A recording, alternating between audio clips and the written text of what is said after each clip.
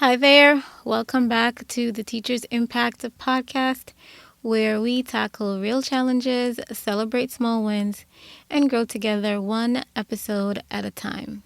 I'm your host, Shani Marie Ogilvy, and today we're diving into one of the most emotionally charged experiences we face as teachers: managing difficult student behavior.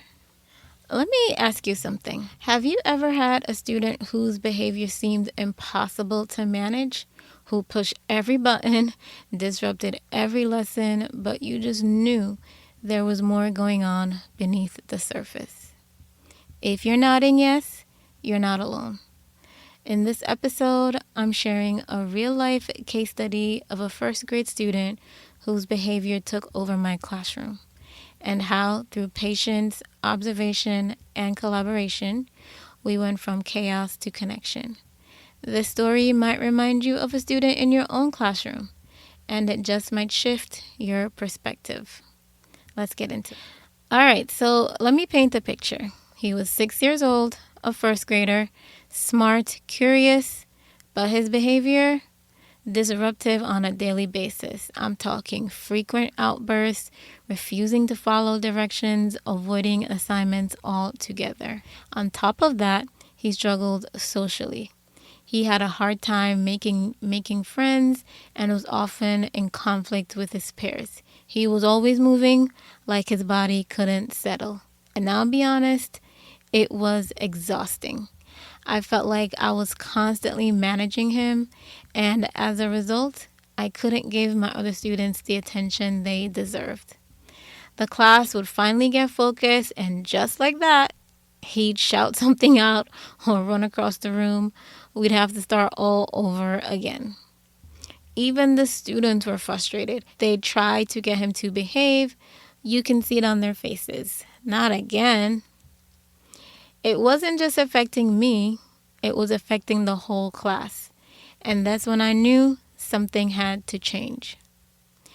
At first, I just chalked it up to defiance. I thought he was doing it for attention, trying to control the room. But then, during a routine rug time, something happened that shifted my thinking completely. He spotted a tiny piece of paper across the room. I'm talking tiny.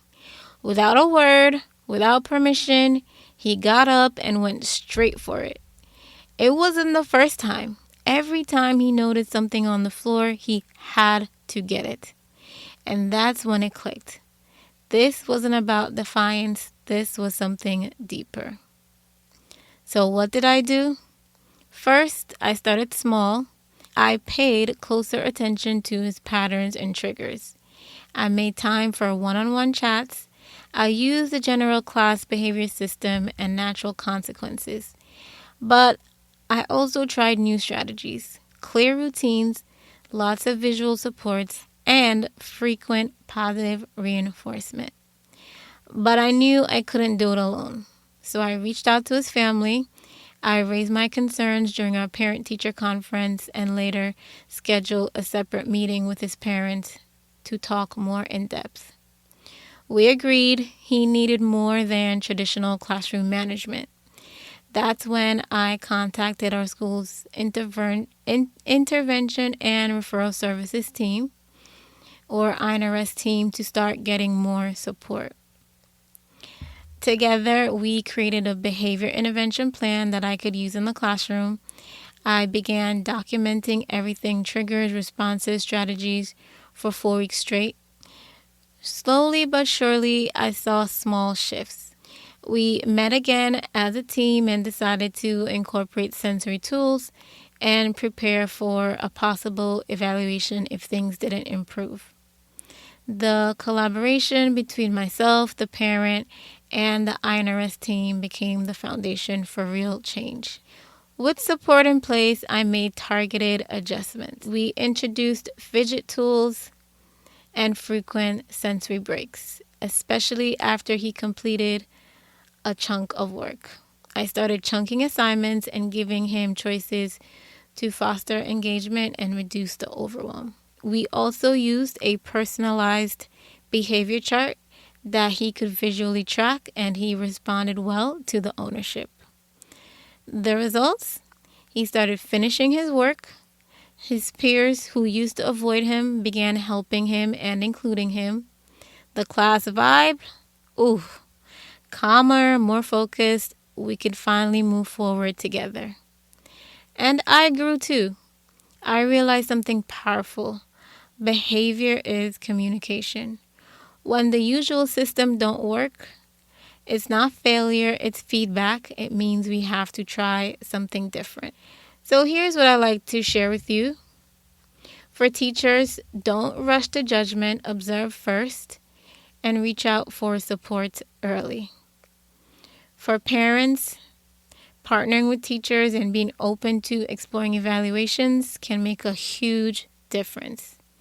For administrators, make sure your teachers have the tools and the training to recognize and respond to neurodiverse needs. This experience taught me that every child is doing the best they can with the tools they have.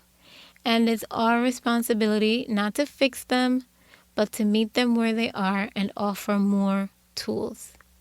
If this episode resonated with you, I'd love to hear your story. Have you ever had a student like this? What worked? What didn't? Let's keep the conversation going.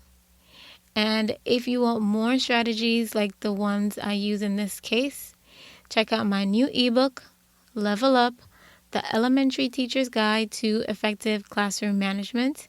Inside, you'll find customizable behavior plans, reflection templates, and more real-life case studies just like the one you heard today. Grab your copy now at the link in the show notes. And start creating the calm, focused classroom you and your students deserve. Thank you for listening to the Teachers Impact podcast. If you enjoyed this episode, be sure to subscribe, leave a review, and share it with a fellow teacher who might need a little encouragement today. Until next time, you're not alone and your impact matters. Happy learning and growing.